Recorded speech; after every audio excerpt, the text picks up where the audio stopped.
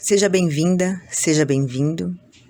Eu sou Mona Lisa Lins, artista educadora na linguagem de literatura, Região Norte 1. No último encontro, os vocacionados trouxeram algumas reflexões a respeito da oralidade, a respeito das influências que recebemos das pessoas com as quais convivemos, do lugar, da linguagem que se desenvolve, dos sotaques. Pensando um pouco, o Brasil, um país tão grande, tem em cada região suas particularidades na língua. Mas além disso, dentro de cada estado, também nós temos muitos sotaques diferentes, um vocabulário riquíssimo. E assim começamos a refletir sobre autores que trazem a oralidade em suas escritas. Aqueles que viveram ou vivem em países onde as pessoas foram colonizadas há muito tempo atrás e tiveram que abandonar suas línguas maternas. E hoje existe uma busca de um resgate dessa oralidade e das histórias que essa oralidade carrega. Esses povos são cheios de histórias. Alguns nomes surgiram. Na atualidade, algumas pessoas têm trazido essas vozes do passado e colocado para o mundo todo. Eu vou ler aqui alguns trechos de alguns livros que foram citados durante as nossas conversas, para que você possa acompanhar, conhecer e, quem sabe, descobrir novos caminhos dentro da literatura.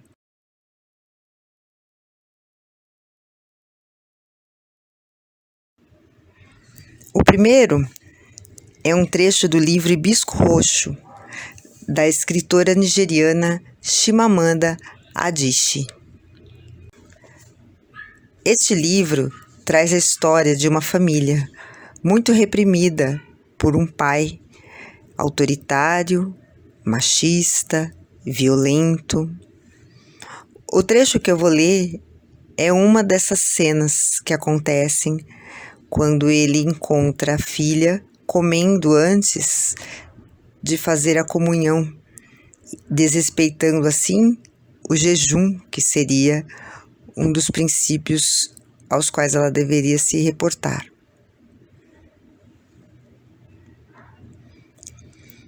O que você está fazendo, Cambile? Engoli um seco. Eu está comendo 10 minutos antes da missa? 10 minutos?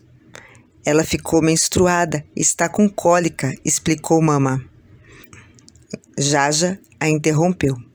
Fui eu que mandei Cambile comer antes de tomar o Panadol, Papa. Eu preparei o cereal para ela. Será que o demônio pediu para você fazer o trabalho dele? Disse Papa com as palavras em Igbo saindo de sua boca numa torrente. Será que o demônio armou uma tenda dentro da minha casa? Ele se virou para a Mama. Você ficou aí, vendo um Cambile profanar o jejum da Eucaristia? Papa tirou o cinto devagar. Era um cinto pesado, feito de camadas de couro marrom com uma fivela discreta, coberta do mesmo material. Ele bateu em Jaja primeiro, no ombro. Mama ergueu as mãos e recebeu um golpe na parte superior do braço, que estava coberto pela manga bufante de lantejoulas da blusa que ela usava para ir à igreja. Larguei a tigela sobre a mesa um segundo antes de o cinto me atingir nas costas. Às vezes eu observava os nômades fulanes, com suas túnicas brancas, batendo contra as pernas por causa do vento, fazendo barulho com a língua, enquanto conduziam suas vacas pelas ruas de Enugu, usando um chicote que estalavam de forma rápida e precisa. Papa parecia um nômade fulani, embora não tivesse o corpo alto e esquálido deles. Estalando seu cinto em cima de Mama, de Jaja e de mim, murmurando que o demônio não ia vencer. Não demos mais que 2 passos para escapar do cinto de couro que cortava o ar. Então o cinto parou e Papa olhou para o couro em suas mãos. Ele franziu o rosto. Suas pálpebras desceram. Por que vocês se deixam enredar pelo pecado? Perguntou Papa. Por que gostam do pecado? Mama pegou o cinto da mão dele e colocou na mesa. Papa apertou a Jaja e a mim contra o seu corpo. O cinto machucou vocês? Abriu a pele de vocês? Perguntou, examinando nossos rostos. Senti minhas costas latejando, mas disse que não estava machucada. Foi por causa do jeito com que Papa balançava a cabeça quando falava de alguém que gostava de pecado, como se um peso lhe puxasse para baixo, um peso do qual não conseguia se livrar. Fomos à segunda missa, mas antes todos nós, incluindo o Papa, trocamos de roupa e lavamos o rosto.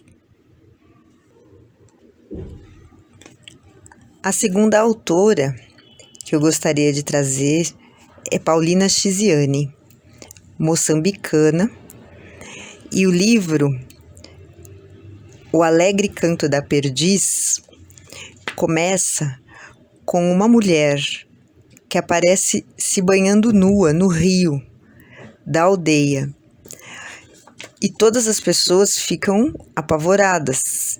E as mulheres se juntam e vão até a casa de uma velha senhora, que é a mulher do régulo da aldeia, e perguntam a ela o que é aquela mulher, o que significa aquela mulher ali. Elas querem entender, né? Elas perguntam se aquela mulher é uma deusa ou é um demônio, né? Eles dizem que ela é uma desconhecida e eles gritam por que é que ela veio justo aqui, por que ela veio exatamente aqui, enfim. E assim, em um determinado momento, essa velha senhora vai contar para elas uma história, tá? E a história, eu vou ler aqui um trecho, que é uma história de tradição oral. A Paulina Chiziane, ela trabalha muito a pesquisa da tradição oral e traz isso dentro dos seus contos, dos seus romances, né? E uma dessas passagens é a seguinte: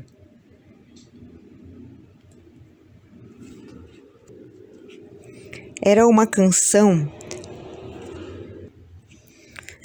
canção que recordava às mais novas todas as coisas antigas, dos princípios, no conto do matriarcado. Era uma vez, no princípio de tudo, homens e mulheres viviam em mundos separados pelo Monte Namuli.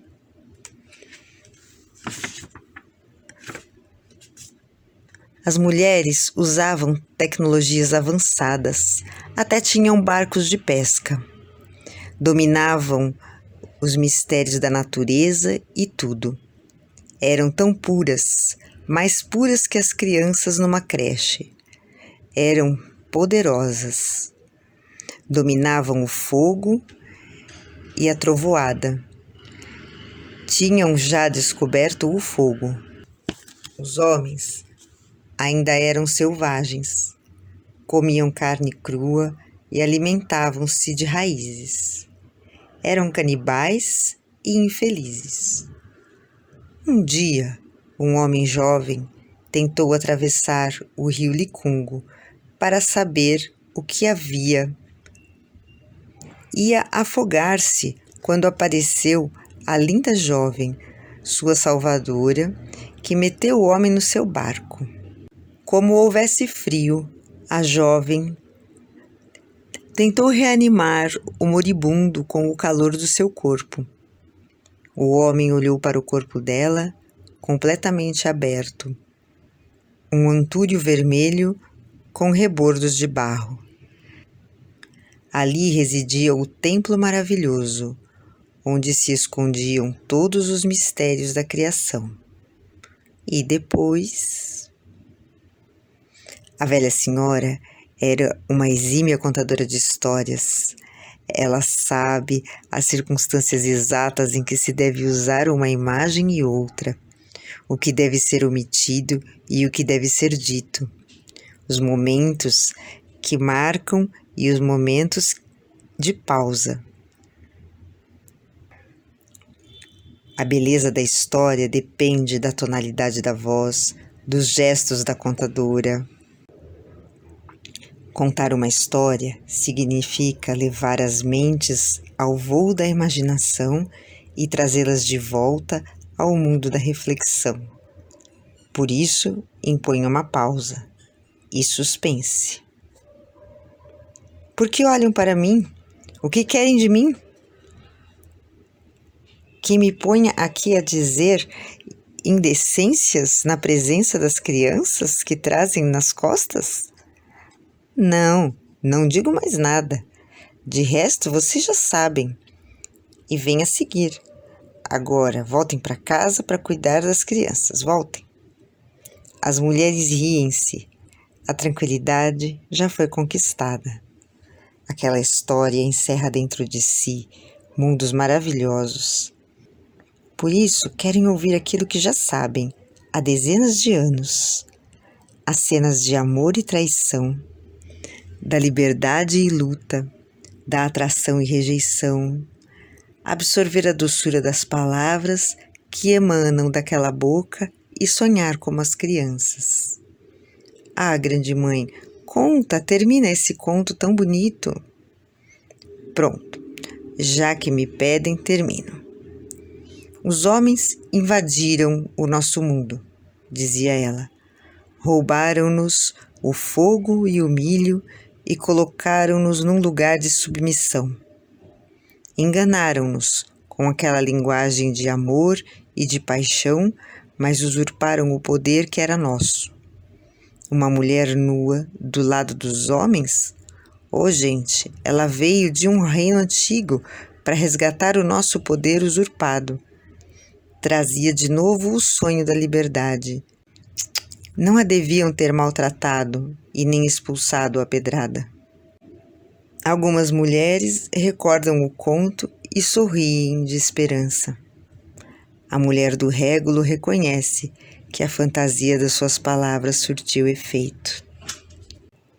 Quem quiser conhecer mais sobre o trabalho e sobre a literatura dessas duas escritoras, no final do vídeo eu coloquei algumas referências iniciais. E por último, eu vou ler um trecho de Morte e Vida Severina, do poeta e escritor João Cabral de Melo Neto, que também esteve presente no nosso encontro através de outros poemas que os vocacionados recitaram, e durante os nossos exercícios nós trabalhamos também o corpo com um artista que tem nos acompanhado, o nosso artista orientador, o Black Escobar, tem feito conosco um trabalho relacionado à palavra e ao corpo, e também sendo de Recife, assim como outras pessoas que estão no grupo, são do Nordeste. É muito forte essa influência para nós, e nós trouxemos então um pouquinho de Nordeste com Morte e Vida Severina. E eu vou ler aqui um trecho para vocês. O retirante explica ao leitor quem é e a que vai. O meu nome é Severino. Não tenho outro de pia. Como há muitos Severinos, que é santo de Romaria, deram então de me chamar Severino de Maria. Como há muitos Severinos, com mães chamadas Maria, fiquei sendo o da Maria do finado Zacarias. Mas isso ainda diz pouco. Há muitos na freguesia, por causa de um coronel que se chamou Zacarias e que foi o mais antigo senhor dessa sesmaria. Como então dizer quem fala? Ora, a vossas senhorias? Vejamos, é o Severino, da Maria do Zacarias, lá da Serra da Costela, limites da Paraíba. Mas isso ainda diz pouco, se ao menos mais 5 havia, com o nome de Severino, filhos de tantas Marias, mulheres de outros tantos já finados Zacarias, vivendo na mesma serra, magra e ossuda em que eu vivia. Somos muitos Severinos, iguais em tudo na vida, na mesma cabeça grande, que a custo é que se equilibra, no mesmo ventre crescido, sobre as mesmas pernas finas. E iguais também porque o sangue que usamos tem pouca tinta. E se somos severinos, iguais em tudo na vida, morremos de morte igual, mesma morte severina, que é a morte de que se morre de velhice antes dos 30, de emboscada antes dos 20, de fome um pouco por dia, de fraqueza e de doença, é que a morte severina ataca em qualquer idade e até gente não nascida. Somos muitos severinos, iguais em tudo e na sina. E de abrandar estas pedras, suando-se muito em cima, e de tentar despertar terra sempre mais extinta, e de querer arrancar algum roçado de cinza.